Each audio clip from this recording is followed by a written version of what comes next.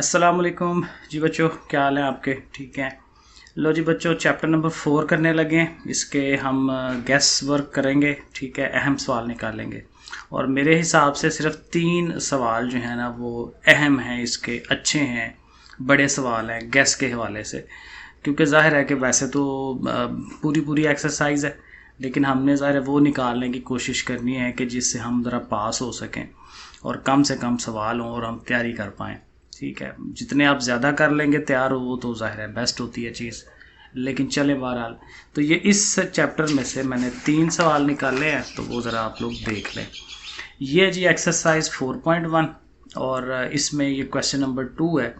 ये इम्पॉर्टेंट इसलिए है कि ये शॉर्ट में भी आ सकता है, लॉन्ग में भी आ सकता है। सबसे ज़्यादा चांस इस सवाल के हैं पेपर में आने के, तो इसको समझ लेते हैं।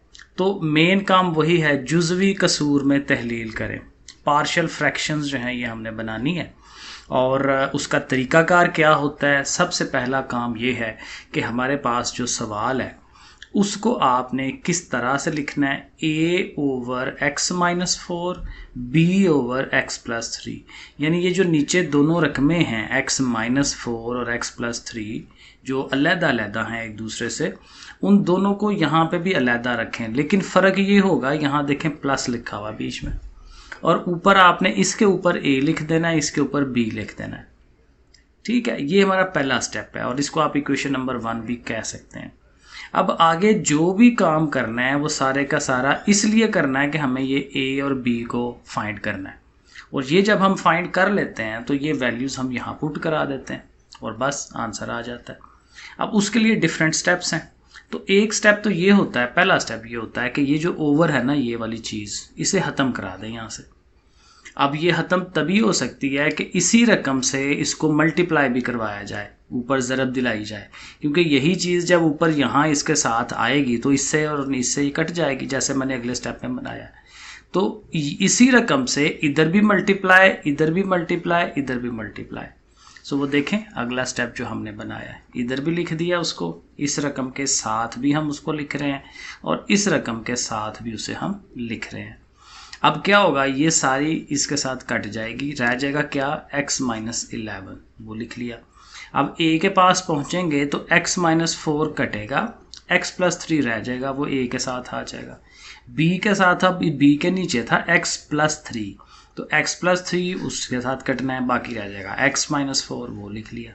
तो देखें अब ये सवाल ज़रा छोटा हो गया, ओवर ख़त्म हो गए, मेन काम ये हुआ है, बटे ख़त्म हो गए। अब क्या करना है कि यही जो आपकी वैल्यूज़ है ना, x प्लस 3 और x माइनस 4, इनको बारी बारी 0 के बराबर रखें। पहले हमने x प्लस 3 को रखा है 0 के बराबर, तो जब प्लस 3 ने उधर जाना है तो माइनस का ज़ाहिर हो जाएगा, तो x की वैल्यू हमारे पास आ जाएगी -3। अब ये वैल्यू -3 हम यहाँ पूरी इक्वेशन में जहाँ जहाँ x है वहाँ वहाँ लगा देंगे। ठीक है, तो देखें यहाँ x की जगह ये -3 आ गया, फिर आगे यहाँ x आ रहा है, उधर भी -3, इधर x आ रहा है -3, बाकी सारा वैसे का वैसे। इसे हल करेंगे, -11 और -3 -14 हो जाएगा, -3 जमा 3 ये ख़त्म हो जाएगा 0, और ये दोनों मिलके -7। तो ये चूँकि 0 है तो a वाला पार्ट तो सारा ख़त्म हो जाएगा, सिर्फ ये b के साथ चीज़ रह जाएगी। अब ये दोनों स्टेप्स आ गए, इधर माइनस माइनस कटेगा, और फिर 7 इधर मल्टीप्लाई हो रहा है, उधर डिवाइड होना है उसने जाके, तो फिर b की वैल्यू 7 2 बार 14, तो ये देखें b की वैल्यू निकल आई। अब यही सारा प्रोसेस फिर करेंगे, ये हमने रखा था ना x प्लस 3 को 0 के इक्वल, अब हम रख रहे हैं x माइनस 4 को 0 के इक्वल। तो अगले स्टेप में हम यहाँ ये कर लेंगे, 0 के इक्वल रखा, -4 उधर गया, प्लस का 4। अब उसी इक्वेशन में हर x की जगह पे, जैसे हमने वो -3 लगाया था, अब ये 4 लगाएंगे हर एक x की जगह पे। इधर भी आ गया, इधर भी आ गया, इधर भी आ गया। यहाँ देखें अब ये 4 -4 इसने 0 हो जाना है और b वाला पार्ट ख़त्म हो जाएगा। 4 और 3 ये 7 आ गया, और इधर से भी माइनस होके 7, कैलकुलेटर यूज़ करिएगा, और 7 ने 7 को जाके फिर डिवाइड कराना है, तो a की वैल्यू आ गई -1। तो a भी आ गया, b भी आ गया, तो हमने कहाँ लगाना है, जो मैंने शुरू में बताया था कि ये जो इक्वेशन नंबर 1 आपने कही हुई है, a और b की बस वैल्यू यहाँ लगा देनी है और आंसर। तो देखें एंड पे जस्ट वो सारा लिखना है, a की जगह -1, b की जगह 2। तो ये ऐसे आंसर आ जाएगा। ये मोस्ट इम्पॉर्टेंट सवाल है चौथे चैप्टर का। सही है। अब इसमें एक और सवाल होगा 4.2 का, वो देखते हैं। ये वाला क्वेश्चन है जी, ये आ गया आप लोगों के सामने। ओके, अब ये कैसे हल होता है? इसमें देखें, करना तो वही है, मेन काम तो वही है सारा, ए बी वगैरह हम लगाते हैं।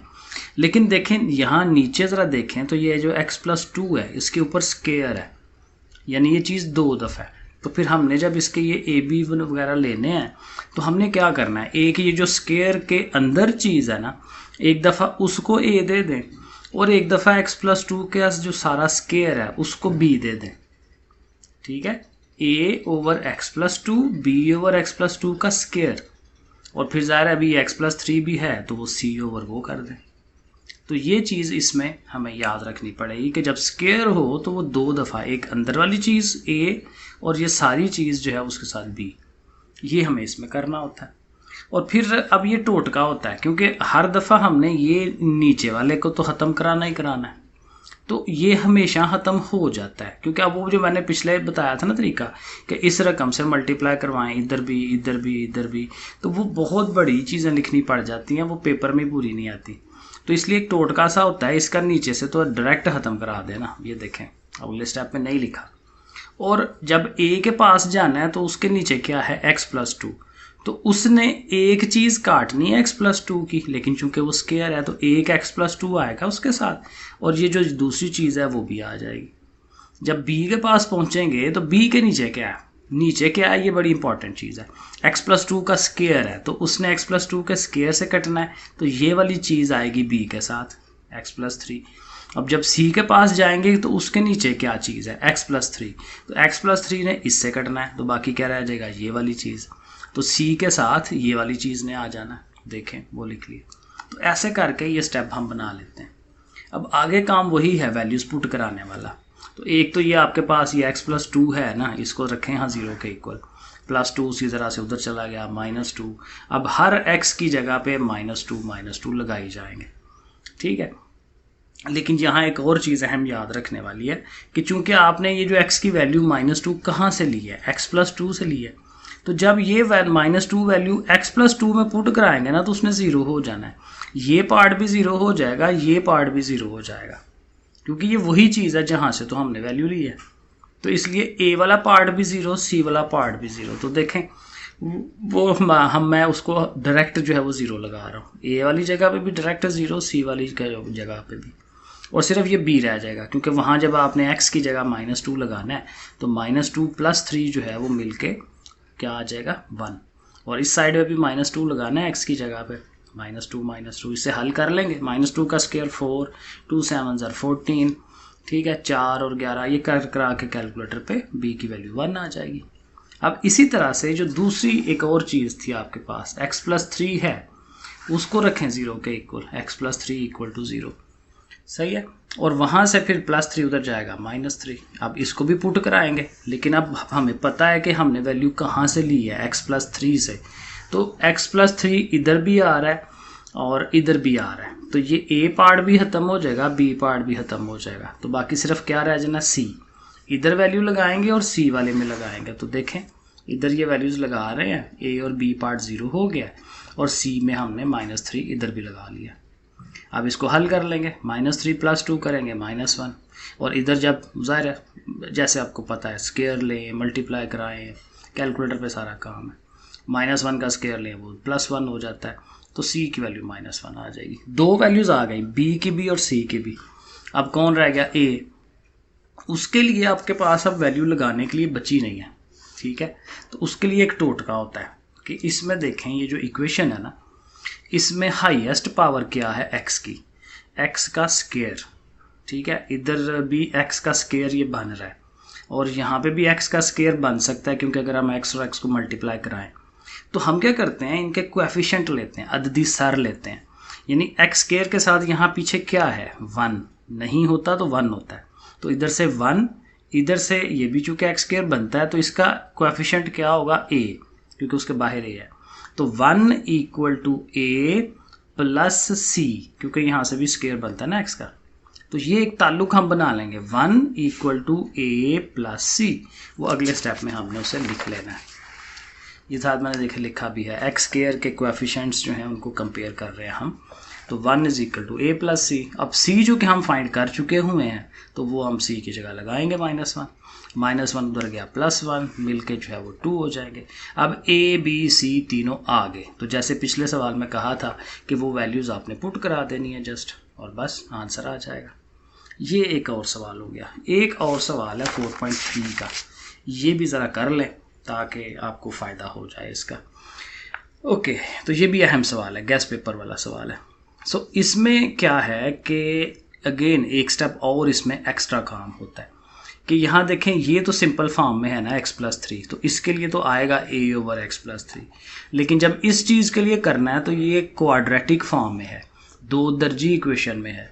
तो फिर जब इसको हम लिखेंगे नीचे तो इसके ऊपर जो है ना वो 2 रकमें आएंगी, b भी आएगा c भी आएगा, लेकिन b के साथ x लगा लें। अगर यहाँ स्केयर है तो यहाँ एक पावर कम करते हैं, bx+c। ये थोड़ा सा याद कर लें कि जब ये 2 दर्जी हो चीज़ हो तो ऊपर हमने ये bx+c लगाना होता है। ठीक हो गया। अब आगे काम वही है फिर सारा कि ये चीज़ ख़त्म करा दें इधर से, और इधर देखें a के नीचे क्या चीज़ है, x+3 है, तो वो अगर इसके पास लाएं तो ये कट गया तो ये चीज़ रह जाएगी, तो ये आएगी a के साथ, और bx+c के साथ ये चीज़ है तो ये चीज़ कटेगी तो पीछे x+3 रह जाएगा, तो वो देखें उसके साथ हमने x+3 लगाया। अब क्या, अब ये इक्वेशन बनी है आपके पास। यहाँ से ये bx और c ज़रा इकट्ठे हैं तो कोशिश करें कि ये लैदा हो जाए। तो b के साथ x है ना, x ने इनसे मल्टीप्लाई होना है, तो b लिख के x से इसको मल्टीप्लाई करा दें, x और x का स्क्वायर हो जाएगा, और किधर गए, हाँ x ने 3 के पास जाना है तो 3x हो गया, तो ये b वाला चीज़ पूरी होगी। c तो है ये अकेला, तो c के साथ ये सारा वैसे ही लिख दें। अब ये देखें अलहदा हो गया, इसका फ़ायदा हो जाएगा, a के साथ वो अलहदा, b के साथ अलहदा, c के साथ अलहदा। ठीक है। अब यहाँ से फिर वही कोशिश करेंगे कि कुछ वैल्यूज़ हम लगा सकें। वैल्यू लगाने के लिए सिर्फ यही बची है क्योंकि यहाँ से वैल्यू नहीं निकलती।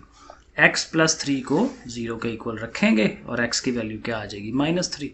अब ये पुट करानी है, फिर देखें पुट तो होगी, हर एक जगह आप लगा सकते हैं, लेकिन वहाँ मत लगाएं जहाँ पे x+3 आ रहा है। मसलन x+3 इधर भी है, x+3 इधर भी है, इन दोनों ने 0 होना ही होना है ऑटोमेटिकली, सिर्फ ये बचेगा a। तो देखें वैल्यू लगाई, a वाली में लगाई, और वो अगले से मैंने 0 लिख दिए। ऐसे ज़रा टाइम बचता है। ठीक है, आगे चले तो इसको हल करें। 3 3 = 9, ये 3 का स्क्वायर, ये आगे आपको पता है 10 आ गया, 10 जाके डिवाइड करेगा, a की वैल्यू -2 आ गई। अब अभी सिर्फ a निकला है, b और c भी हैं और वैल्यू लगाने के लिए कोई नहीं है हमारे पास। तो जो पीछे मैंने तरीका बताया था कि जो कोएफिशिएंट्स हैं, जो अददी सार हैं, उनको कंपेयर करवा लें। सबसे पहले फिर वही कि एक्स स्क्वायर को देखें, यहाँ एक्स स्क्वायर है नहीं है, 0 लगेगा, देखें जैसे मैंने यहाँ पे 0 लिख दिया। फिर इस साइड पे आए तो a के साथ ही एक्स स्क्वायर है तो a आना चाहिए, वो a लिख लिया। फिर इधर b के साथ भी एक्स स्क्वायर है तो b लिख लिया। तो ये एक बन गई ना इक्वेशन। अब a चूँकि हम फाइंड कर चुके हुए हैं -2, तो यहाँ पुट करा दें, -2 उधर ले जाएं तो प्लस का 2, तो b की वैल्यू बन गई 2, b आ गया। अब चूँकि c भी चाहिए तो आप फिर x से और x स्क्वायर लिया था ना, अब x पे आ जाएं, x के अददी सरों का मुआवजा कर लेते हैं कोएफिशिएंट्स का। तो यहाँ x के पास 3 है तो वो हम लिख लेंगे 3। ठीक है, फिर इधर हाली x नहीं है, x स्क्वायर है, यहाँ है तो ये हाली x है अकेला, तो ये इसका साथ 3 भी है तो 3b लिख लिया। फिर इधर आएंगे तो cx, यहाँ पे भी x है तो c भी आएगा, ये भी लिख लिया। ये एक इक्वेशन बन गई। अब यहाँ चूँकि c फाइंड करना है तो b की वैल्यू ये जो 2 आई है वो लगा दें। ठीक है, तो 3 2 = 6 हो गया, और फिर वही 6 उधर जाके माइनस हो जाएगा, माइनस होकर -3। तो चूँकि फिर तीनों वैल्यूज़ आ गई हैं तो वो तीनों वैल्यूज़ यहाँ पुट करा दें, लगा दें, वो मैंने यहाँ लगा दी। सही है, तो ऐसे आंसर आ जाएगा। तो ये 3 सवाल कम अज़ कम ज़रूर आपको इस चैप्टर के करने चाहिए।